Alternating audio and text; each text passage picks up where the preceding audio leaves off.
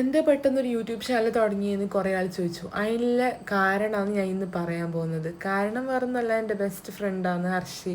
അവളെന്നോട് ഇടയ്ക്കിടയ്ക്ക് ചോദിക്കും, നിനക്കൊരു യൂട്യൂബ് ചാനൽ തുടങ്ങിക്കൂടെ?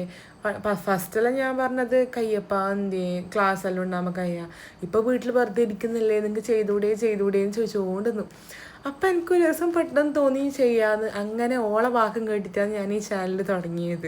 അപ്പോൾ ഈ ചാനലിനെ കുറിച്ച് എന്തെങ്കിലും പരാതി ഉണ്ടെങ്കിൽ ഓളോട് പറഞ്ഞാൽ മതി. നമ്പർ വേണമെങ്കിൽ കമൻറ്റ് ബോക്സിൽ ചോദിക്കട്ടോ.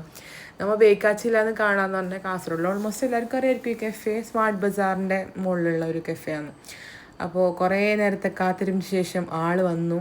ഓള് ഫസ്റ്റ് ഞങ്ങൾക്ക് അറിയാതെ തന്നെ വന്നു. ഞാൻ വീഡിയോ എടുക്കാൻ വിട്ടുപോയി. പിന്നെ വീഡിയോ എടുക്കാൻ വേണ്ടി രണ്ടാമത് വിളിച്ചു വരുത്തിയതാണ്. ഞങ്ങൾ തമ്മിലുള്ള ഒരു ബന്ധത്തിൻ്റെ കഥ പറയണമെങ്കിൽ ഒരു 5 വർഷത്തെ കഥ പറയാനുണ്ട്. നമ്മൾ പുത്തൂർ വിവേകാനന്ദ കോളേജ് വെച്ചിട്ടാണ് ഫസ്റ്റായിട്ട് മീറ്റാക്കിയത്.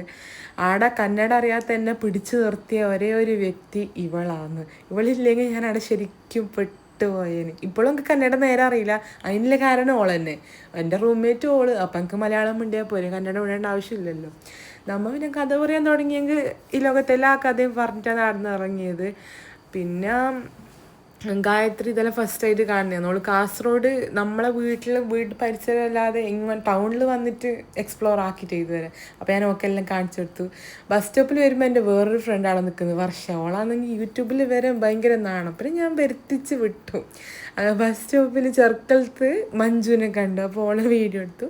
പിന്നെ നമ്മൾ വീട്ടിലേക്ക് എത്തി. രാത്രിയാകുമ്പോൾ ഇളയമ്മ വൈകുന്നേരം അൾന്നോലെല്ലാം പറിച്ച് വെച്ചിട്ടുണ്ടായിന്. ഞങ്ങൾ എല്ലാവരും അത് കുത്തിയിട്ട് തിന്നു. അൾന്നറ കുടിക്കാൻ നമുക്ക് എല്ലാവർക്കും ഭയങ്കര ഇഷ്ടമാണ്. പക്ഷെ കൊത്താൻ അറിയില്ല. കൊത്താൻ മേഘ തന്നെ വേണം. അപ്പോൾ ഇന്നത്തേക്ക് അത്രയേ ഉള്ളൂ. Bye bye.